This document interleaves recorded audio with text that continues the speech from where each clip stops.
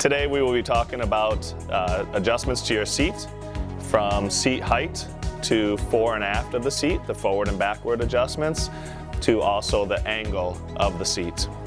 We will also be talking about your controls up front of the bike, your handlebars, your stem. We'll be talking about raising and lowering the stem, as well as the angle of the stem, and also the angle of your handlebars, along with your controls, with your levers, and being able to get those where they are comfortable for you.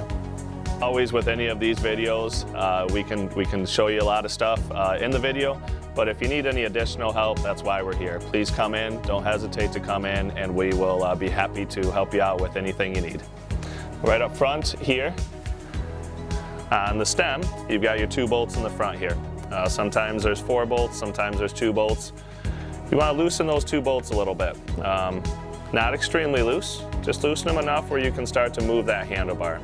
So if you loosen them just enough to where those handlebars will start to move, you can actually rotate those handlebars forward or backward to your liking. Once you get them to where you want them, you simply just tighten these 2 bolts back up.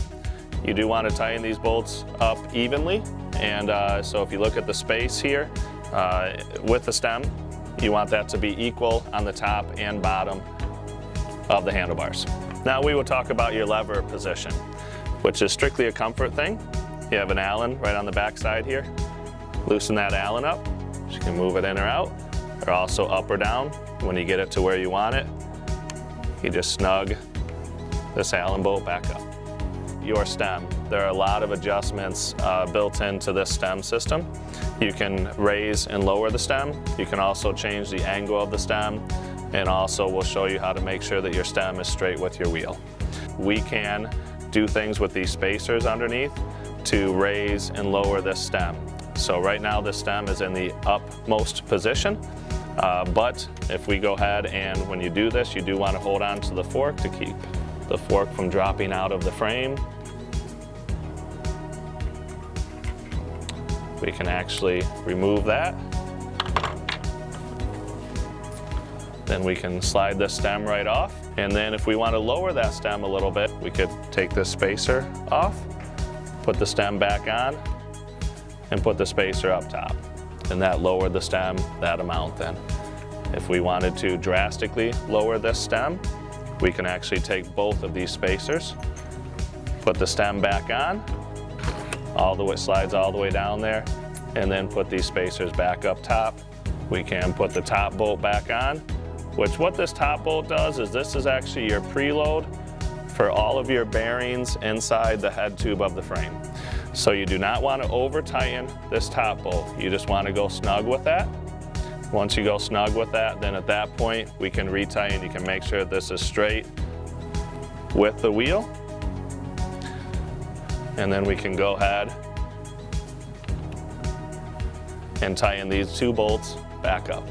First thing you want to do when you know you're going to change the angle, we're going to flip this stem over, so that way instead of coming up at a 10-degree angle, it's going to be going down at a 10-degree angle. So we're going to need to actually take the handlebars out in order to do that. So we're going to remove that front clamp there. We're going to move the handlebars out of the way. I'll remove this top bolt.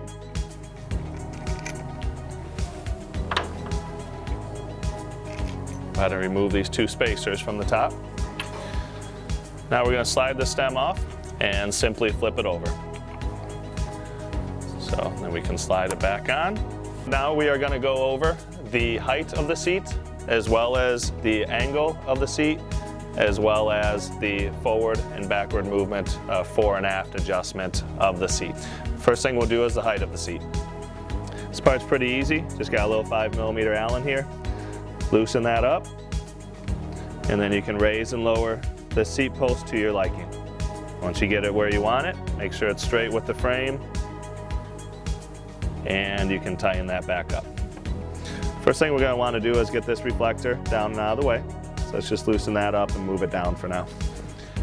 A good starting point for any saddle is going to be to make it level with the ground.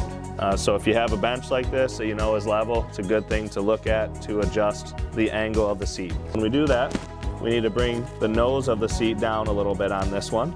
So what we're going to do is we're going to loosen the back side of the clamp here. So there's an Allen on the back side, and then as we loosen that, we can now tighten the front side of it.